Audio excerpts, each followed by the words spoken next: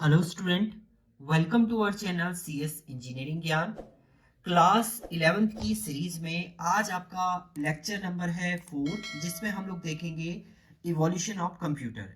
Different generation आपकी क्या है कंप्यूटर की, वो हम लोग देखने वाले हैं। इसके बाद नेक्स्ट ट्यूटोरियल में हम लोग मेमोरी का देखेंगे और उसकी टाइप्स की बात करेंगे। तो इवोल्यूशन ऑफ कंप्यूटर की हम लोग बात करते हैं। तो जब भी आप मॉडर्न कंप्यूटर सिस्टम की बात करते हैं तो वो डिफरेंट जनरेशन से होकर गुजरता है, उन्हीं जनरेशन की हम लोग बात करेंगे। तो इसमें मैं जो इम्पोर्टेंट पॉइंट है वो तो आपको बताऊंगा, बट उसके अलावा हमने इसमें राइट अप किया है, आप लोग इस नोट से चेक कर लीजिएगा। तो simple calculation and performing any action, कोई भी एक्शन आपको परफॉर्म करना है तो उसके लिए आप यूज करेंगे डिफरेंट जनरेशन में। तो हम लोग जनरेशन की बात करते हैं तो आपकी 5 जनरेशन अभी तक जनरेट हुई है, जिसमें सबसे पहला है फर्स्ट जनरेशन। तो फर्स्ट जनरेशन का जो टाइम पीरियड है ये आपको हर एक बुक में डिफरेंस मिल सकता है, बट इसी के आसपास रहेगा, क्योंकि हर एक बुक नेट में आप देखेंगे तो सब में आपको डिफरेंस रहेगा, बट इसी के रेंज में आपको मिलेगा। तो 1946 से 1959 का जो टाइम पीरियड था वो कहलाया आपका फर्स्ट जनरेशन कंप्यूटर। और इसमें जो इंपॉर्टेंट चीज थी वो डेवलप हुई थी आपकी वैक्यूम ट्यूब। इसमें जो यूज होता था आपका वो वैक्यूम ट्यूब होता था, यही आपका एक इसमें मोस्ट इंपॉर्टेंट पार्ट है आपका। And first generation computer work करते थे आपके बाइनरी कोड कॉन्सेप्ट पे, यानी 0 1 पे काम करते थे। अगर ये पिक्चर आप देख रहे हैं तो ये पूरा एक कंप्यूटर है, जो एक रूम के बराबर ये होते थे कंप्यूटर। जो फर्स्ट जनरेशन के कंप्यूटर थे वो एक रूम के बराबर होते थे, हीटअप बहुत ज्यादा होते थे। तो ये एडवांटेज डिसएडवांटेज भी है इसके। These computer were in no time in term of calculating, मतलब कैलकुलेट आपका मिली सेकेंड में ये परफॉर्म कर देते हैं। तो माइट कैलकुलेटिंग मिली सेकेंड होता था। वैक्यूम ट्यूब इसमें यूज होता था, तो आपका इजी वे में आपका कैलकुलेशन परफॉर्म हो जाता है। डिसएडवांटेज की बात करते हैं, दीज कंप्यूटर बहुत वेटेड थे, 30 टर्न्स के लगभग ये थे, एक रूम के बराबर है, तो इनको पोर्टेबल एक जगह से दूसरी जगह ले जाना बहुत मुश्किल होता था। वेरी कॉस्टली होते थे ये। मैग्नेटिक ड्रम इसमें यूज होते थे, तो ये store a small small amount of data ही ये स्टोर कर सकते थे।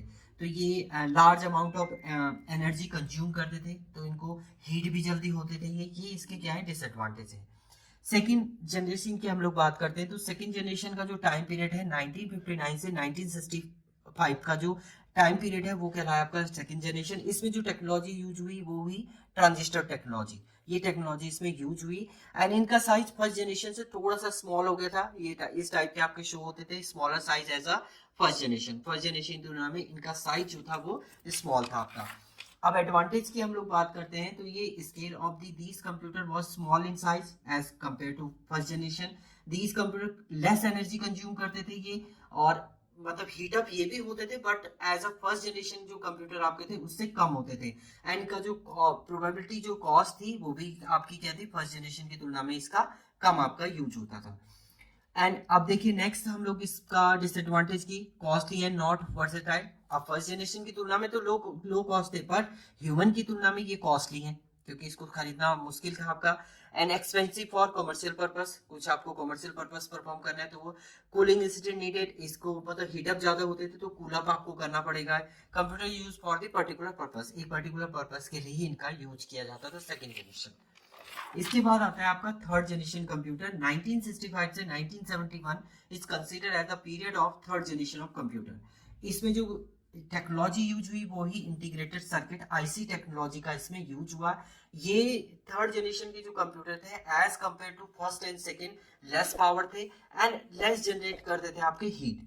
तो ये क्या इस टाइप के आपके शो होते थे, जो आपके स्टार्टिंग के डेस्कटॉप कंप्यूटर आप देखेंगे ओल्ड मूवीज में जो आपके कंप्यूटर शो होते हैं वो आपके थर्ड जनरेशन को ही शो करता है। एडवांटेज की हम लोग बात करते हैं तो साइज इसका स्मॉल होता है, लेस एनर्जी कंज्यूम करता है, मोस्ट वर्सेटाइल होता है आपका, हीटअप भी ये as compare to first and second कम होते हैं। This generation of computer has increase the storage capacity भी आपका इसका क्या है as compare to first and second इनका आपका ज्यादा था। सेम कूलिंग इनको भी करना पड़ता था आपको। वेरी कॉस्टली होते थे as compare to first second, तो कम है बट कॉस्टली फिर भी होते थे ह्यूमन की। सोफिस्टिकेटेड टेक्नोलॉजी इसमें आईसी टेक्नोलॉजी यूज होती थी, तो वो भी आईसी टेक्नोलॉजी आईसी चिप मिलना जो है वो इजी नहीं था आपका। It is not easy to maintain the IC chip को मेंटेन करना वो इजी नहीं था इसमें। तो ये इसका डिसएडवांटेज है। अब फोर्थ जनरेशन जो हम लोगों की जनरेशन हम लोग बोल सकते हैं, तो वो इस पे काम करती थी। तो द पीरियड 1971 से 1980 consider as a fourth generation. इसमें जो यूज होती है आपकी माइक्रो प्रोसेसर टेक्नोलॉजी होती है। जैसे आप लैपटॉप में बात करते हैं, क्योंकि हमने इससे पहले ट्यूटोरियल जब आपने देखा था उसमें मैंने बताया था आपको CPU is a brain of computer. But आप लैपटॉप पे देखते हैं तो लैपटॉप पे आपका सीपीयू नहीं होता है, तो उसकी जगह पे कौन वर्क करता है? उसकी जगह पे आपका माइक्रो प्रोसेसर चिप आपकी वर्क करती है। आईसी जो है वो एज अ सीपीयू की तरह वर्क करता है, वो सारे काम करता है जो आपका सीपीयू करता है।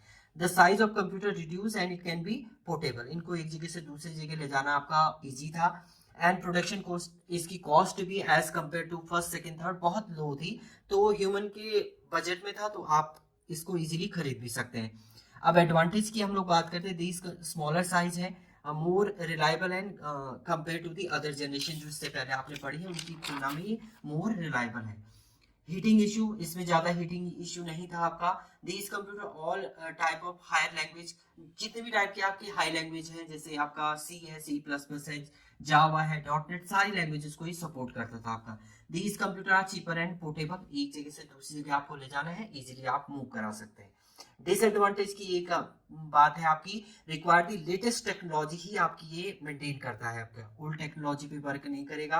हैज हाईली सोफिस्टिकेटेड आपका है। एंड इसमें जो टेक्नोलॉजी यूज हो रही है आपकी आईसीज हो रही है, तो आईसीज को मेंटेन करना, उसको आपका खरीद के रखना वो थोड़ा सा प्रॉब्लम होती थी, तो ये इसके क्या है आपके डिसएडवांटेज है। फिफ्थ जनरेशन जो टेक्नोलॉजी आपकी आर्टिफिशियल इंटेलिजेंस है, या अभी की जो जनरेशन एक्चुअल में यूज कर रही है, वो आपकी 1980 से जो टिल जनरेशन है अभी तक जो जनरेशन है वो आपकी फिफ्थ जनरेशन है। और मेनली ये वर्क करता है आपका आर्टिफिशियल इंटेलिजेंस एआई पे, या ULSI ultra large scale integration पे ही काम करता है। जैसा रोबोटिक प्रोसेस है, ये सब आपका इसी पे आपका वर्क करता है। Smaller size and more comfortable है। And these computer are mightily cheaper है, आपके हायर टेक्नोलॉजी को यूज करता है। आर्टिफिशियल इंटेलिजेंस आपका इसमें यूज हो रहा है। पैरेलल प्रोसेसिंग ये वर्क करता है आपका। सुपर कंडक्टर टेक्नोलॉजी का इसमें मेनली यूज होता है आपका। डिसएडवांटेज ये है, it tend to be sophisticated and complex tool. इसके जो टूल्स हैं वो बहुत कॉम्प्लेक्स हैं।